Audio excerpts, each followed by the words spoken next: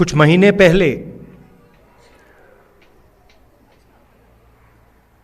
कन्याकुमारी से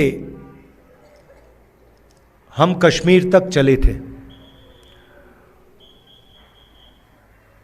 यात्रा को हमने भारत जोड़ो यात्रा नाम दिया था और हमारा लक्ष्य जो बीजेपी और आरएसएस देश में नफरत और हिंसा फैला रहे हैं, उसके खिलाफ खड़ा होना, देश में भाईचारा, मोहब्बत फैलाने की हमने कोशिश की। यात्रा का मैसेज था, बहुत अच्छा नारा जो यात्रा में से निकला था, नफरत के बाजार में हम मोहब्बत की दुकान खोलने निकले हैं। और यही आपकी सोच है। पिछले दिनों में अपनी आंखों से मुझे यह देखने को मिला। यात्रा श्रीनगर में नहीं रुकनी थी, यात्रा को लद्दाख में आना था, मगर उस समय सर्दी थी, बर्फ थी और एडमिनिस्ट्रेशन ने हमें मना किया, कहा कि लद्दाख में नहीं जाना चाहिए। तो हमने बात मान ली थी। तो मेरे दिल में था और अभी भी है कि लद्दाख में भी हमें वो यात्रा चलानी चाहिए। शायद छोटा सा पहला कदम लिया, पैदल नहीं गए, मगर मोटर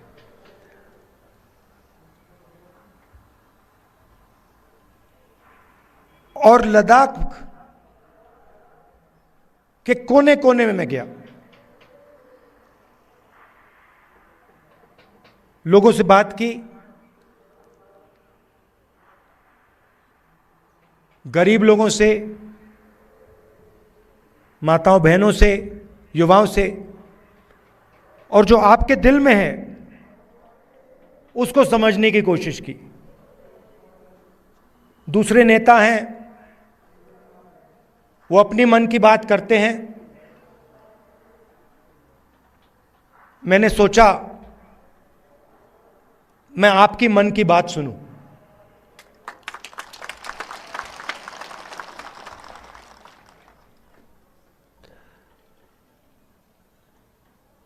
एक बात तो बिल्कुल साफ है कि जो गांधी जी की विचारधारा है, कांग्रेस पार्टी की विचारधारा है, वो लद्दाख के खून में और डीएनए में है। और मैं सिर्फ नहीं बोल रहा हूं आपको, ये मत समझिए कि मैं आपको भाषण में बात बोल रहा हूं।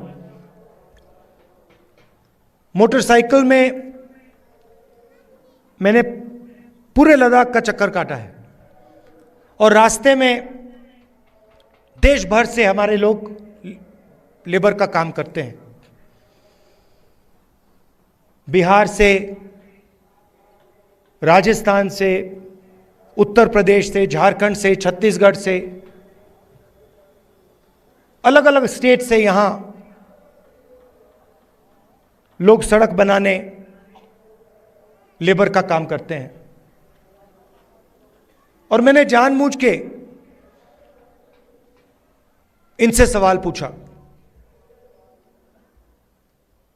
मैंने इनसे पूछा, देखिए आप यहां सर्दी में काम कर रहे हो, यूपी से आए हो, बिहार से आए हो, वहां पे इतनी सर्दी नहीं पड़ती, यहां पे -10-20 हो जाता है, आपको लद्दाख के लोग कैसे लगते हैं? क्या आपको लगता है कि यहां आप अकेले काम कर रहे हो या लद्दाख के लोग आपकी मदद करते हैं, आपको प्यार दिखाते हैं। मैंने उनसे पूछा, और एक से नहीं, अनेक लेबरर्स से मैंने पूछा, और सारे के सारे लेबरर्स ने मुझे बताया कि हम अपने घर से हजारों किलोमीटर दूर हैं, हमारा परिवार यूपी में है, बिहार में है, मगर लद्दाख में हमें ऐसा लगता है कि हमारा दूसरा घर है।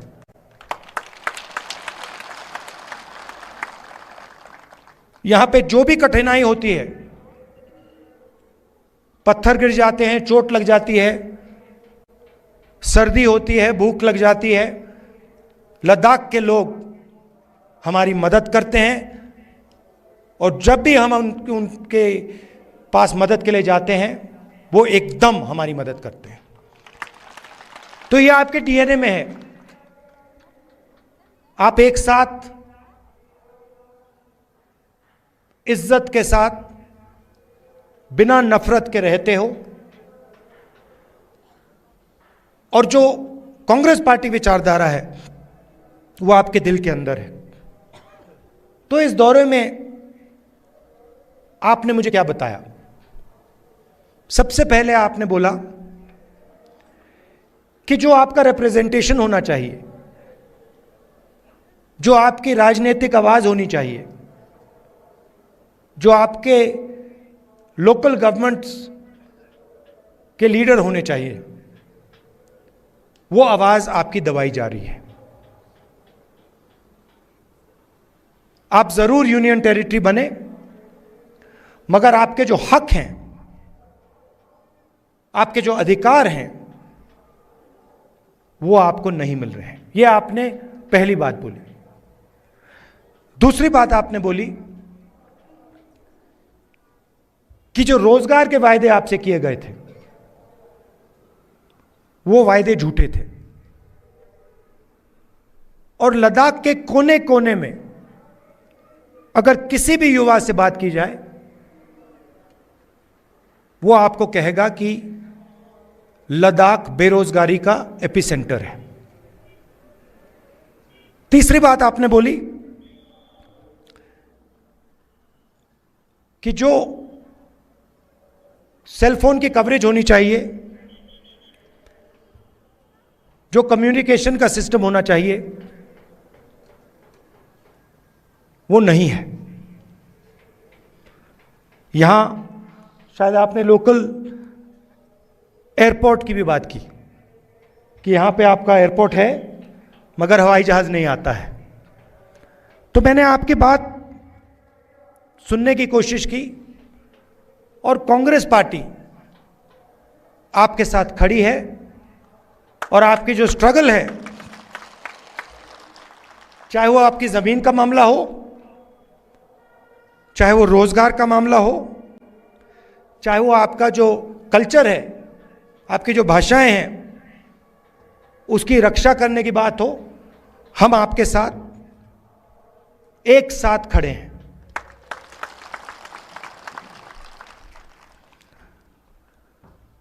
यहां पे सब लोग जानते हैं कि बहुत सारे नेचुरल रिसोर्सेज हैं। 21वीं सदी में सोलर एनर्जी की बात की जाती है, और लद्दाख में सोलर एनर्जी की कोई कमी नहीं है। बीजेपी के लोग ये जानते हैं, समझते हैं कि अगर आपको रिप्रेजेंटेशन दिया जाए तो फिर वो आपसे आपकी जमीन नहीं छीन पाएंगे।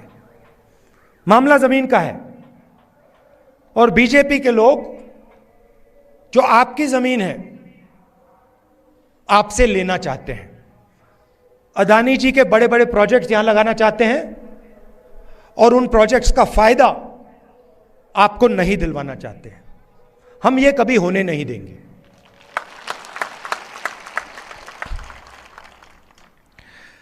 कांग्रेस पार्टी ने जो ले की एपेक्स बॉडी है, और कारगिल डेमोक्रेटिक अलायंस जो है और इनकी जो डिमांड्स हैं उनका हमने पूरा समर्थन किया है।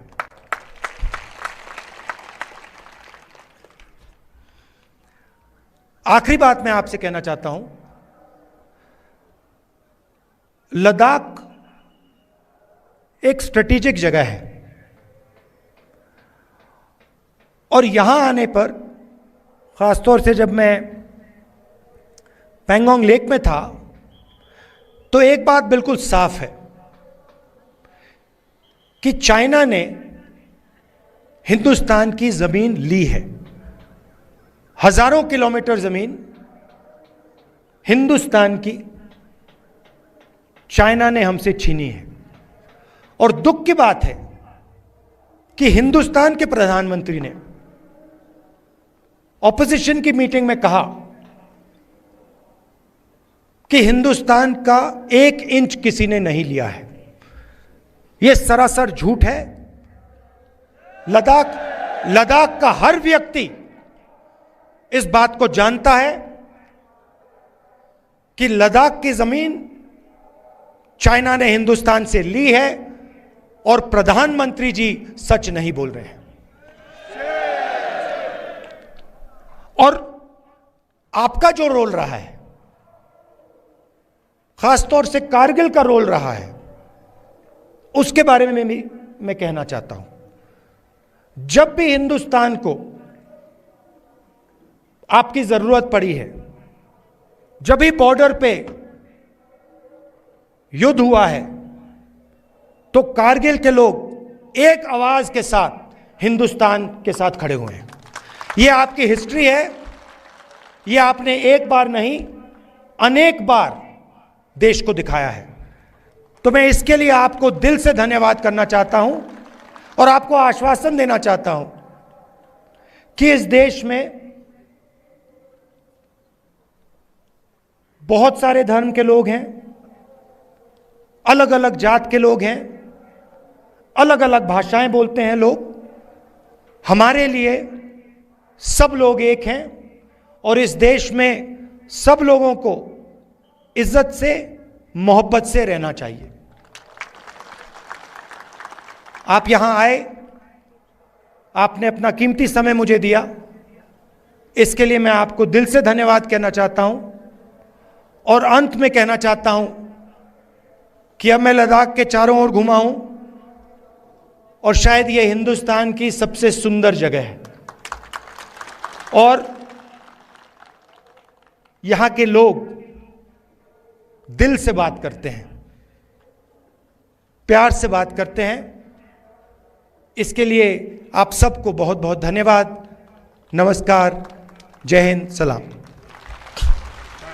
एक आखिरी चीज बोलना चाहता हूं, एक आखिरी चीज बोलना चाहता हूं। लद्दाख के हर रीजन में आपके लोकल इश्यूज हैं और लद्दाख की भी सेंट्रल इश्यूज हैं। और मैं आपको कहना चाहता हूं कि अगला जो पार्लियामेंट सेशन होगा उसमें मैं आपके जो मेन मुद्दे हैं उनको पार्लियामेंट में आपके लिए उठाऊंगा। धन्यवाद।